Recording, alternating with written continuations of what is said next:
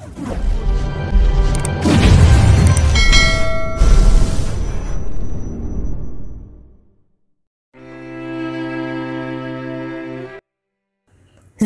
Lisa, isang magaling at sikat na doktor sa US, ngunit mas pinili niyang manatili sa probinsya ng Bicol para alagaan ang kanyang lolang may sakit. Nagbago ang buhay niya nang mamatay ang kanyang pinakamamahal na lola mismo sa kanyang harapan. Nasa kamay niya na sanang scalpel upang simulan ng surgery, ngunit nalagutan na agad ito ng hininga. Simula noon nawala ang confidence ni Zenaya na magpagaling ng isang pasyente.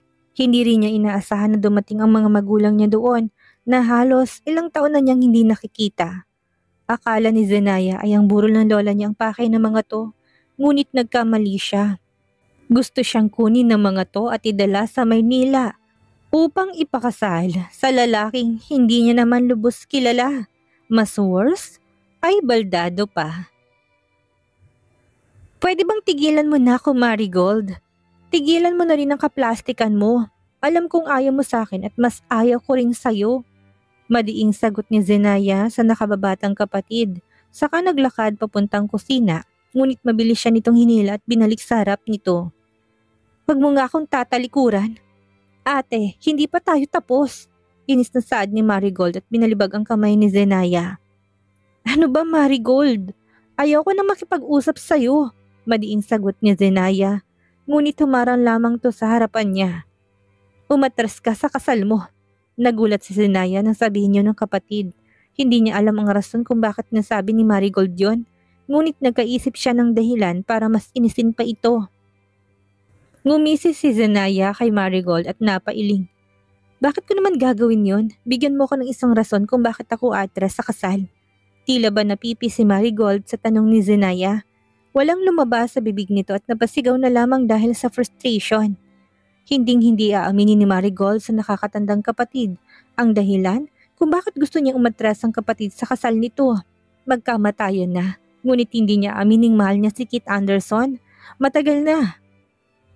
Bes, kanina pa may tumatawag sa cellphone mo. Ayaw mo bang sagutin yan?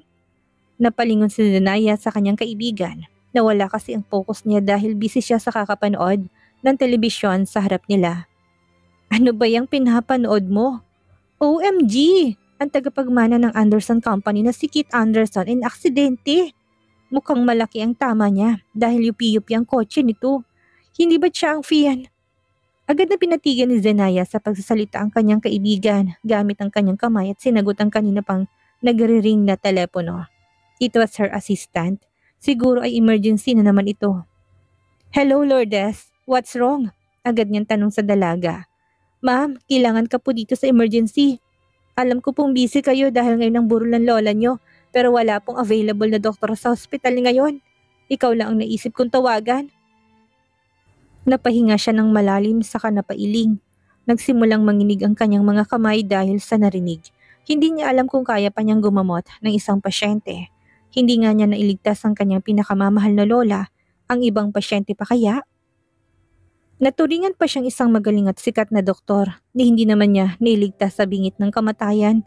Ang mamala niya, hindi pa nga niya nahahawakan ng scalpel ay nalagutan ito ng hininga. Prodigy? Napatawa si Zenaya sa kanyang isipan. Malayong malayo ang sarili niya sa salitang iyon. Binansagan pa siyang prodigy doctor.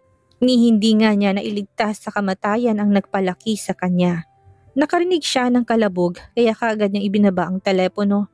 Rinig na rinig ni Zenaya ang pagtatalo ng kanyang mga magulang sa kabilang kwarto. Dahil hindi naman soundproof ang kwarto ng bahay nila, ay rinig na rinig niya ang pinag-uusapan ng kanyang ama't ina. Ano ka ba naman, Salvador? Hindi pa nga tapos ang burol ng aking ina, puro business pa rin ang inaatupag mo. Hindi ba pwedeng patapusin na muna natin ang burol ni mama? Kahit ngilang respetuhin mo naman ang aking ina, lalo na't wala na siya. Galit na sigaw ni Matilda kaya napakuyom si Zenaya ng kamao. Kahit kailan wala talagang pakialam ang mga magulang niya. Puro business lamang ang inaatupag at nasa isip nito. Tigilan mo nga ako, Matilda. Kailangan na nating umuwi ngayon din. Meron akong mahalagang meeting na a-attendan. Mas mahalaga pa yun kaysa sa burol ng nanay mo. Isa pa, Bakit pa ba natin to ginagawa? Patay naman ang mama.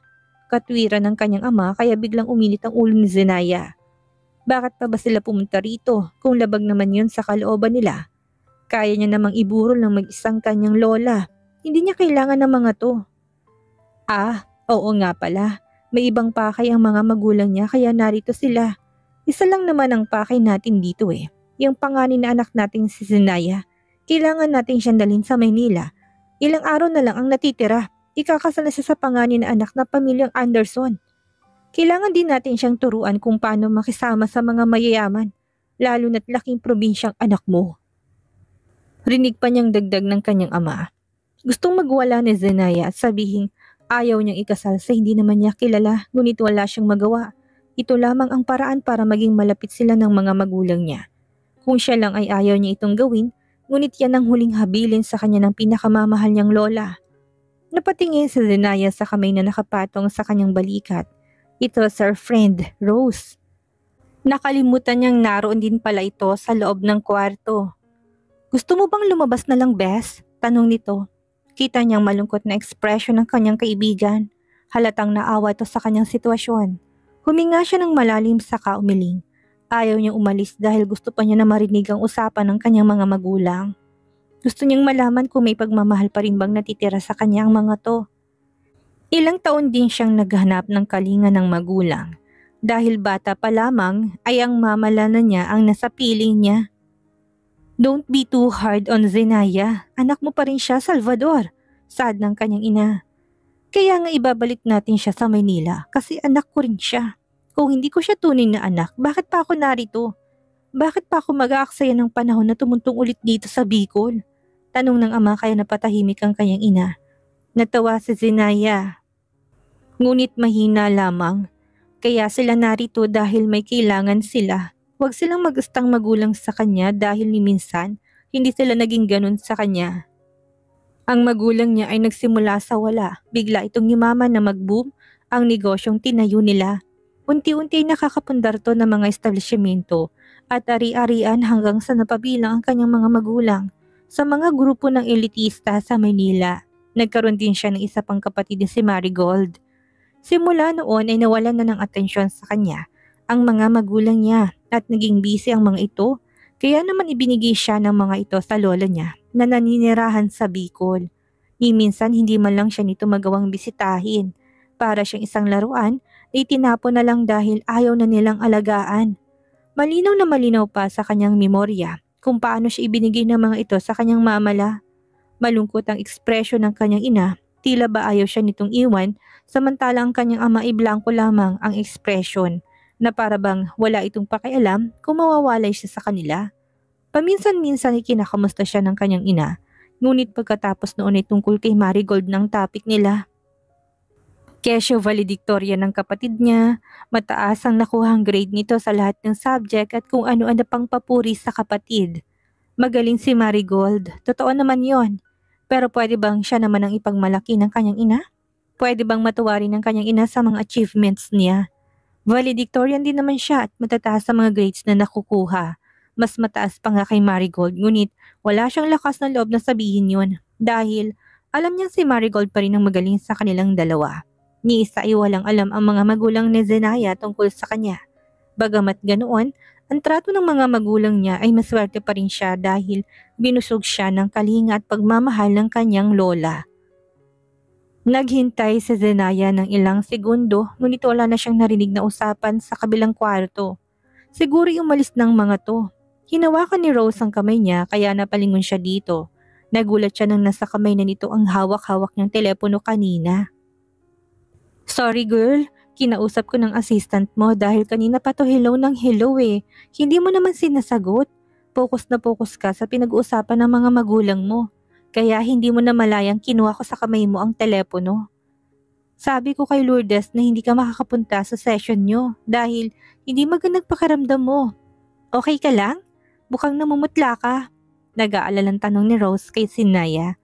Napatango na lamang si Zenaya sa napakagat ng labi.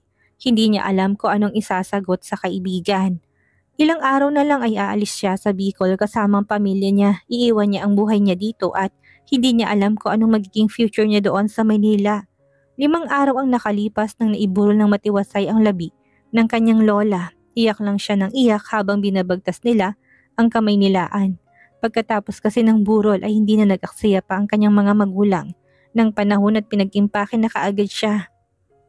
Zena, tandaan mong habilin ko sa'yo. Nasa respetado at mayamang pamilyang magiging asawa mo. Dapat lang na maging maganda ka sa paningin nila.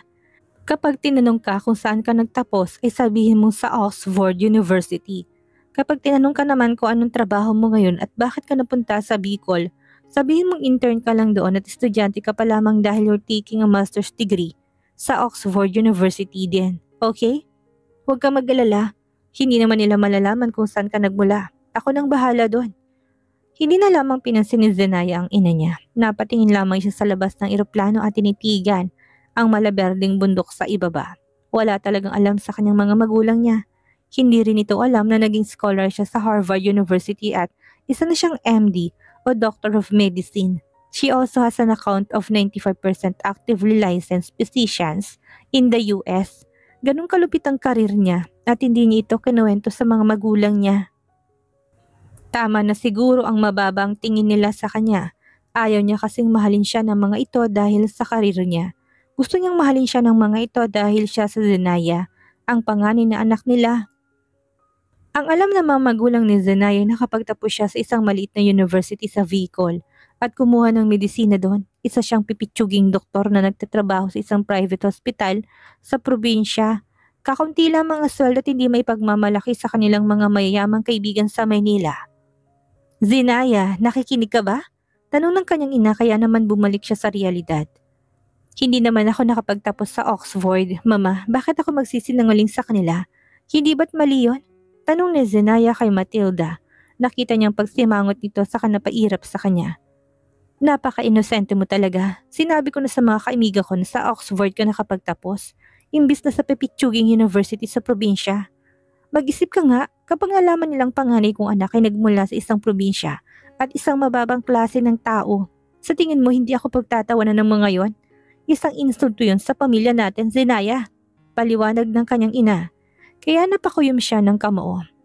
Isa pa, sinabi ko rin naging top 1 student ka doon at kilala kang doktor sa US. Kahit nang totoo'y hindi. Dagdag pa nito ngunit pabulong lamang. Saktong sila lang ang makakarinig. Hindi siya makapaniwala sa sinabi ng kanyang ina. Ganun na ba talaga kababa ang tingin nito sa kanya? Kung alam lang ng ina niya ang totoo, baka lumuwa ang mga mata nito at ipangalandakan pa siguro sa buong mundo kung ano siya. Well, hindi na niya kasalanan yun na wala siyang kaalam-alam dahil sa tuwing tinatawagan sila ng kanyang lola upang ibalit ang achievements niya sa kanila ay pinapatayan to ng telepono. Minsan katuwiran naman ay busy sila at wala silang oras para pakinggan ang hindi namang importanteng bagay. Mama naman, paano kung malaman nila ang totoo? Hindi ba't mas nakakahiya yun dahil nagsisinungaling ka sa kanila? Katwiran na Zenaya. Pinipigilan niyang inis na nararamdaman dahil may respeto pa rin siya dito.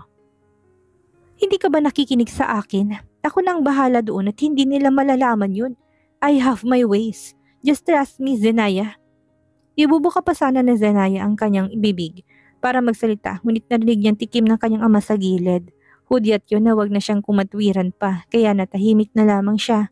Nakalimutan ng mama mong sabihin sa'yo na nakatira pa rin sa amin si Marigold, kaya magkakasama pa rin tayo. Alam ko hindi kayo okay ng kapatid mo, pero sana bilang panganay, habaan mo pasensya mo sa kanya at pasayahin palagi. Wag na wag mo rin siyang gagalitin at aawayin, dahil iba yung magalit. Wag mo rin estresin. Dahil kapag na-stress yun, winawaldas doon ng pera namin ng nanay mo sa walang kabuluhang bagay. Paalala ng kanyang ama. She's really a spoiled brat, Salvador. Inispoiled mo kasi palagi. Nakasimangot na sagot naman ni Matilda. Sino kaya sa atin ang palaging tinotolerate ang pagka-spoiled brat ng batang yon? Rinig ni Zenayang tawanan ng kanyang mga magulang habang siya naman ay walang ekspresyon. Hindi siya natutuwa sa pinagsasabi ng mga to. They're tolerating her sister's bad attitude at hindi niya yun matanggap. Buong biyahe hindi na sila nag-imikan. Sa pagbaba nila sa airport ay sinalubong sila ng isang maganda at mamahaling itim na kotse. Pinagbuksan sila ng pinto ng driver, saka napayuko sa mga magulang niya at magalang na binati sila. Hindi ko inaasahan ni Zenaya na ganito na pala kayaman ang kanyang mga magulang dahil may sarili na itong driver Ano pa kaya madadatnan niya pagdating nila sa bahay ng mga ito? Bumaba sila sa isang malaking mansyon. Hindi siya nagpakawala ng isang ekspresyon at nanatili lamang itong blanco. Ayaw niyang isipin ng mga magulang niya na namamangha siya sa pagmamay-ari nito, though afford naman niyang magpagawa nun, but she's contented with her life right now.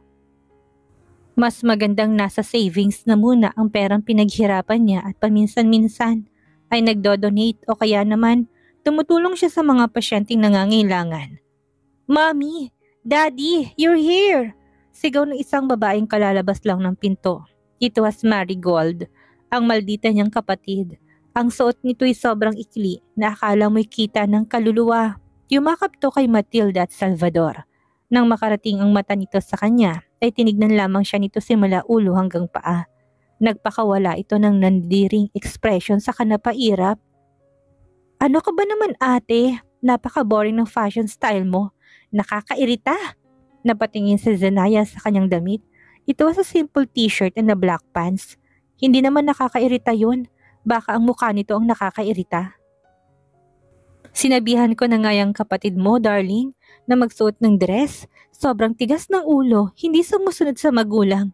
Napatingin ng kanyang ina kay Zenaya sa kanapailing. "Zena, tingnan mong suot ng kapatid mo. Sobrang ganda at elegante. Gayahin mong style niya. Paano ka magugustuhan ng pamilya Anderson kung yun palagi ang suot mo? Turuan mo nga si Zena ng mga trendy style ngayon, darling." Dagdag pa ni Matilda, kaya napangiwi si Zenaya. Ang ayaw niya sa lahat ay yung pinapakialaman ng style niya. Bagamat simple lamang ang suot ni Zenaya, halata mo rin ang inggit sa mga mata ni Marigold. Kung tutuusin, mas maganda si Marigold kisa sa babae. Kahit na simpleng damit ang suotin ng dalaga, hindi maikakailang sobrang elegante pa rin itong tingnan. Hindi mahalatang tiga-probinsya sa Zena dahil sobrang puti pa rin ito. Kahit na ibilad man ito sa araw ay hindi ito mangingitim. Malapor sila ng kutis nito at parang si Snow White. Marami rin tagahangang babae, lalo na't noong estudyante pa ito sa US. Madalas ikumpara ng madla ang dalawa. Natigil lamang ito nang pumunta sa US at doon na natili ng ilang taon upang makapag-aral. Hindi yan alam ng mga tao dahil hindi naman niya pinapaalam sa mga ito. Ang nakakaalam lang ay ang kanyang lola at ang best friend niyang si Rose. Hindi maikakaila ni Zenaya na nakaramdam siya ng inggit nang makitang tatlong taong nagtatawanan sa harap niya. Kanina lamang ay nasa kanya ang mga atensyon nito, ngunit biglang nawala dahil dumating ang kapatid niya. Para siyang multo na nakatingin sa malayo. Hindi niya alam kung anong dapat na gawin. Maglalakad na sana siya nang tawagin siya ni Marigold. "Ate, bilisan mo naman. Bawal ang kukupad-kubad dito sa Maynila." Kita niyang paghagikik ni Marigold habang yakap-yakap ang ina. "What should I expect? Probinsyana girl ka pala." Naging usap-usapan sa mga tao sa mansyon ang pagbalik ni Zenaya sa pamilyang Santiles. Halos lahat ng kasambahay doon ay pinagkukumpara ang dalawang magkapatid. Sino ang mas maganda sa kanila? Tanong ng isa sa kanapahawak ng baba. Halatang halata naman kahit simple lang si Ma'am Zenaya na manamit ay litaw na litaw pa rin ang kagandahan nito. Para siyang isang diyosang bumaba sa lupa. Grabe, hindi nakakasawa ang kagandahan niya. Kahit nagaling sa probinsya ay sobrang puti pa rin. Nakakainggit. Ako nga na ilang taon na dito sa Maynila, hindi pa rin pumuputi. Pati nga gluta pinatus ko na't hindi pa rin umipek sa akin. Letsugas! Nakasimangot na sagot ng isang babae. Sa lahat naman ay napapatangos sa sagot nito na animoy sumasang-ayon ng lahat. Samantalang naroon pala si Marigold na kanina pa naririnig ang mga usap-usapan ng kanilang kasambahay. Labis ang kanyang galit dahil sa mga sinasabi ng mga to. Minimemorya niya ang mga mukha nito dahil isusumbong niya ito sa kanyang ama. Napangisi siya. Bukas na bukas din na hindi na niya makikita ang mga mukha nito. Bukas ay sisisantihin niya na ang mga walang hiyang nagkichismisan sa oras ng trabaho. Natahimik naman ang grupo na maglakad si Marigold sa harap nila. Ngumisi lamang si Marigold na makitang nagsipagtakbuhan ng mga ito sa kani-kanilang poste. Hindi siya papayag na malamangan ng ate niya. Dapat siya lang ang center of attraction ng madla. Siya lang dapat ang bida. Malaki ang paninibago ni Zenaya, lalo na sa bahay ng mga magulang niya. Kinumpara kasi sa bahay nila ng lola niya ay times 10 ang ganda at laki nito. Grabe, hindi niya akalaing sobrang yaman pala ng pamilya nila. Alam mo, Zena, sobrang natutuwa ako dahil nandito ka. Dito palang anak na kwarto mo. Bumalik siya sa realidad na marinig ang boses ng kanyang ina. Tumango lamang siya dito at nagpasalamat nang pinagbuksan siya ng pinto. Luke, nagustuhan mo ba? Pinaganda namin ang pagpapagawa ng kwarto mo. Nakita ko sobrang liit pala ng kwarto mo doon sa Bicol. Hindi hamak na mas malaki ang kwarto mo ngayon. You should be thankful to your sister. Siya ang nag-design nito. Bakit hindi mo gayahin ang kapatid mo? Magaling sa lahat. Hindi siya umimik at nilibot na lamang ang paningin sa kwarto. Malaki nga ang kwarto ngunit sobrang OA naman ang design. Hindi nagmamatch ang mga kulay ng dingding sa kulay ng kortina. Ang sahig din na hindi ayon sa taste niya. Ganun pa man ay nagpapasalamat pa rin siya sa kanyang ina dahil nag-effort ito na bigyan siya ng sarili niyang kwarto sa mansyon. Salamat mama, nag-abala pa kayo. Kahit na simpleng kwarto lang ay okay na sa akin. Wika niya kaya natawa si Matilda. Ano ka ba naman anak? Malaki ang pagkukulang namin sa'yo ng iyong ama, kaya hayaan mo kami bumawi sa'yo. Kapag may kailangan ka ay huwag kang mahiyang humingi sa akin. Kahit ano ibibigay ko para sa panganay kong anak. Pinilit ni Matilda na maging close sa kanyang panganay kahit na hindi siya sanay sa presensya nito. May konting bahid ng pagsisisi ang kanyang nararamdaman habang tinititigan ng inosenteng si Zenaya. Ni hindi niya napagtuunan ng pansin ng dalaga simula bata pa ito. Ngayon ay nandito ng babae sa harapan niya. Hindi niya pa rin alam kung paano to pakikitunguhan. Nakokonsensya siya dahil alam ni Zenaya na kaya kinuha nilang dalaga ay dahil ipapakasal ito sa panganay na anak ng pamilyang Anderson. Hindi naman kasi itong plano nila ng asawa. Nang magbigay ng proposal ng pamilyang Anderson sa kanila, ay agad nila itong tinanggap. Ang unay si Marigold ang ipapakasal, ngunit nang malaman nilang na-aksidente ang panganay na anak ng mga Anderson at naging baldado ito'y bigla silang napaatras. Ayaw nilang ipakasal ang pinakamamahal nilang anak sa isang baldadong lalaki. Hindi ganun ang pinangarap nilang kinabukasan para kay Marigold. Ang pangarap nila ituring ito isang prinsesa dahil yun ang deserve ng dalaga. Kaya naisipan nilang sa Zenaya na lamang ang ipalit. Hindi rin kasi nila kayang maatim na mawala o mapawalang bisang proposal ng pamilyang Anderson sa kanila. Kung tutuusin, malaki ang benefits nila kapag nag-merge ang pamilyang Santillas Anderson. Triple-tripling benepisyo ang makukuha nila kapag ikinasal ang isa sa kanilang anak sa pamilyang Anderson. Lalo na't ito ang top 1 business corporate sa buong mundo. Hindi mawala ang konsensya niya kapag nakikita niya si Zenaya, ngunit naisip niyang si Zenaya isang babaeng probinsyana, madaling mauto at nakapag-aral lamang sa pipitsuging paaralan. Alam niyang mapapabuti si Zenaya sa pamilyang Anderson at alam din niyang may silbi din ito sa pamilyang iyon. Lalo na at baldado ang mapapangasawa nito.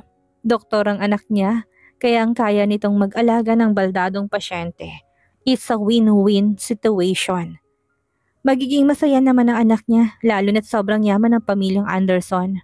Baka nga makapunta pa ito sa iba't ibang bansa. Bagay na hindi nito naranasan simula pagkabata. Tinutulungan lamang niya si Zenaya na mapaganda ang kinabukasan nito dahil alam niyang wala itong future sa isang private hospital na pinagtatrabahuhan sa Bicol.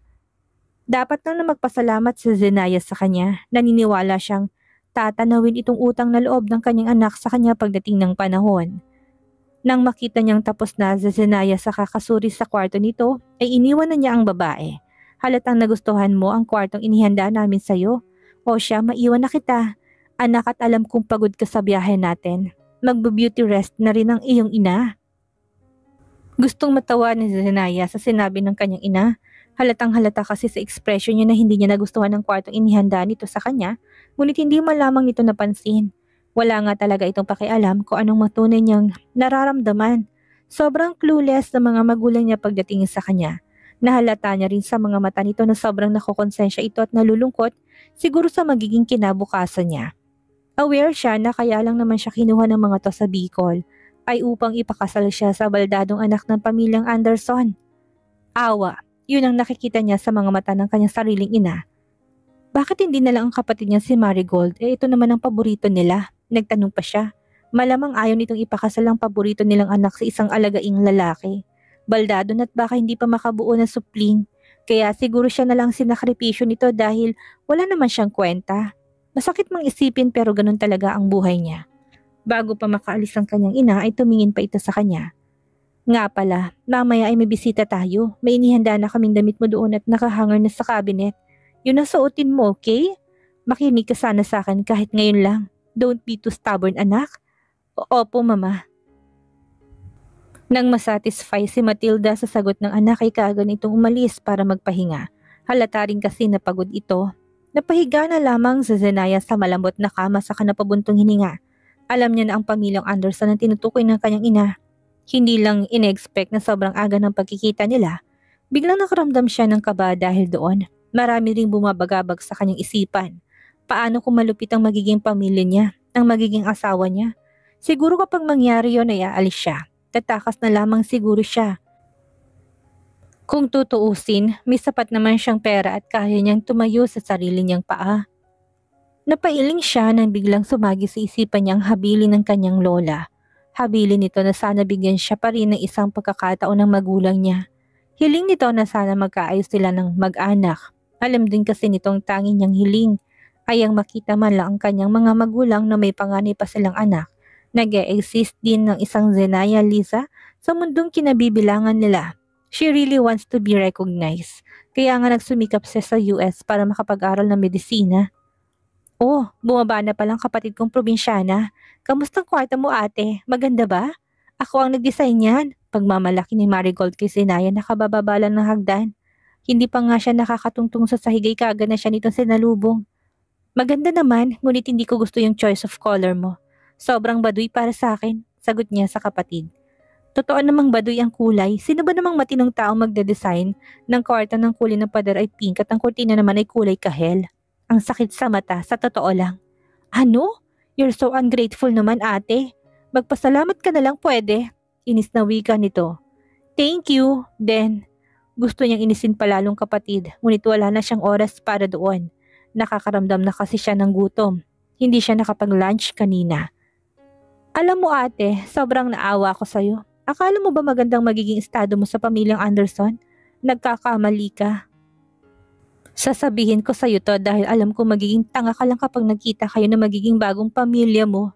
At least hindi ka na magugulat dahil alam mo na ang magiging sitwasyon mo. Kita ni Zenaya ang pangisin ng kanyang kapatid. Halata mong nag-e-enjoy ito na asa rin siya.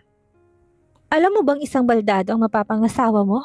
Bali-balita rin na baog na ito at malamang hindi kayo mabibiyayaan na supling.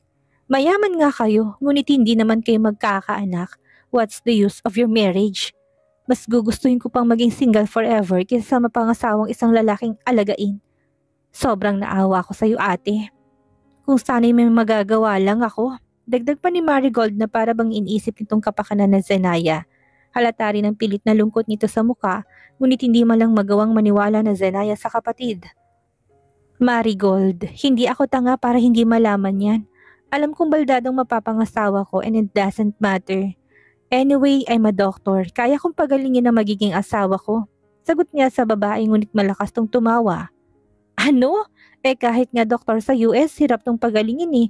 Ikaw pa kaya napipitsuging doktor lang sa probinsya? Binigyan siya ni Marigold ng isang nakakainsultong tingin kaya napakuyom siya ng kamao. Pipitsuging doktor? Nagpapatawa ba to? Hindi niya makukuha ang MD sa pangalan niya kung pipitsugin lang siya. Napahinga siya ng malalim. Ubos na ubos ng pasensya na Zenaya sa kapatid niya. Pwede bang tigilan mo na ako, Marigold? Tigilan mo na rin ang kaplastikan mo. Alam kong ayaw mo sa akin at mas ayaw ko rin sa'yo. Madiing sagot niya sa nagdakad papuntang kusina, ngunit mabilis siya nitong hinilat binalik sa harap nito. Huwag mo nga akong tatalikuran, ate. Hindi pa tayo tapos. Inisasad ni Marigold at binalibag ang kamay ni Zenaya. Ano ba, Marigold? Ayaw ko na makipag-usap sa'yo. Madiing sagot ni Zenaya, ngunit umarang lamang to sa harap niya. Umatras ka sa kasal mo. Nagulat si Zenaya nang sabihin niya ng kapatid. Hindi niya alam ang rason kung bakit nasabi ni Marigold yun, ngunit nakaisip siya ng dahilan para mas inisin pa to. Ngumisi si Zenaya kay Marigold at napailing. Bakit ko naman gagawin yon? Bigyan mo ko ng isang rason kung bakit ako aatras sa kasal. Tila ba napipi si Marigold sa tanong ni Zenaya. Walang lumabas sa bibig nito at napasigaw na lamang dahil sa frustration. Hinding-hindi aaminin ni Marigold sa nakakatandang kapatid ang dahilan kung bakit gusto niyang umatras ang kapatid sa kasal nito. Magkamatayan na, ngunit hindi niya aamining mahal niya si Keith Anderson matagal na. Wala siyang pakialam kung baldado man ang lalaki dahil hindi naman yun mahalaga sa kanya. Long-time crush niya si Keith at pinanalangin niyang maging asawa to. Ang problema ni Marigold ay ang mga magulang nila. Ayaw siya nilang ipakasal sa lalaking walang kwenta at baldado pa. Hindi niya raw yun deserve. Wala siyang nagawa kung hindi ang sundin ng mga magulang. Anong nangyari? Bakit sumigaw ka, Marigold? Napalingon na magkapatid sa papalapit nilang ina. Agad namang sinipat ni Matilda ang katawan ni Marigold at nang makita tong wala namang nangyari sa anak niya ay napabugat to ng hininga. What is wrong, darling? Nag-aalalang tanong ni Matilda sa anak. Si Ate Zena po kasi, Mommy. Pinagsasalitaan ako ng hindi maganda. Ayaw niya raw ho sa akin at nakakairita raw ang pagmumukha ko. Sinabi niya na din na baduy ang gawa kong design sa kwarto niya. Ni hindi nga siya nagpasalamat eh. Napanganga si Zenaya sa sinabi ng kapatid. Para itong batang nagsusumbong sa ina dahil inagawan ng lollipop. Maluha-luha pa ito habang kinukwentong nangyari kanina at may dagdag pa talaga. Ano? Sinabi mo ba ang mga yon sa kapatid mo, Zenaya? Tanong ni Matilda. Halatang galit ito ngunit wala man lang epekto yon sa kay Zenaya. Well, sinabi kong baduy ang choice of color niya sa kwarto ko in a nice way. Nagpasalamat naman ako, Mama. Isa pa siya itong nauna, sinabihan niya akong pipitsuging doktor lamang. Katwiran na Zenaya. Nanalangin siya na siya naman ang papabura ng ina, ngunit nagulat si Zenaya nang dumapong palad ni Matilda sa kanyang pisngi. She was really stunned to speak. Walang nagawa sa Zenaya kung hindi ang hawakan ng kanyang namumulang pisngi. You ungrateful child! Ganito ka ba pinalaki ng lola mo? Masyado kang inispoiled ng mama. Napakawalang modo! Sigaw ni Matilda habang yakap-yakap si Marigold na umiiyak. Gustong matawa ni Zenaya na makitang pilit na iyak ng kanyang kapatid. Hindi niya inaasahan na may pagka-childish palang kapatid niya at sumbungera pa. Akala niya dahil matanda na si Marigold ay magbabago na ito ngunit nagkakamali siya. What a spoiled brat. I'm sorry, Zenaya, but I'm siding with your sister. I'm not being unfair here pero kilala kong anak ko o ang kapatid mo. Hindi siya sisigaw at iiyak ng walang dahilan. Binalaan na kita bago pa man tayo umuwi sa mansyon. Huwag na huwag mong aawayin ang kapatid mo. Katwiran ni Matilda ngunit napailing lamang sa Zenaya. Tila ba hindi makapaniwala na nasampal siya ng ina? Wala pang ang isang araw ng pamamalagi niya sa mansyon ng mga magulang, nakatamo na kaagad siya na isang malutong na sampal. Napapikit siya ng mariin at tila ba kinakalma ang sarili. Ito ba ang gusto ng lola niya? Ang masaktan siya? Subalit may tiwala pa rin siya dito. Magtitimpi siya dahil gusto niya na mapalapit sa magulang. She was craving for it when she was a child. Ang kalingan ng tunay niyang mga magulang. Magbihis ka na, Sita, sa darating ng bisita natin. Huwag mo kaming biguin ng ama mo, Zenaya. Tandaan mo ang binilin ko sa'yo. Matapos sasabihin niyo ng inay kaagad tong umalis kasama si Marigold. Maingat itong ina kayang kapatid sa kapinatahan. Napakapa si Zenaya sa kanyang dibdib. Ramdam niyang sakit sa kanyang puso. Para itong tinutusok na espada ng paulit-ulit. Nakaramdam siya ng paninikip ng dibdib kaya mabilis siyang pumunta sa kusina at uminom ng tubig. Tumulong luha niya sa pisngi, ngunit kaagad niya yung pinunasan. Hindi siya dapat magpa-apekto sa mga to. Sanay na siya, hindi ba? Sanay na ang puso niyang madurog sa tuwing pinapakita ng magulang niya na wala itong pakialam sa kanya. Ano kayang mangyayari ngayon na ipapakasal si Zenaya sa lalaking hindi niya mahal at baldado? Sino kayang mga bisitang darating sa mansyon? Matuloy kaya ang kasal ni Zenaya kay Keith? Anong gagawin ni Marigold kapag tuluyang naikasal si Keith sa kapatid niya? Iyan ang ating aalamin sa susunod nating kabanata.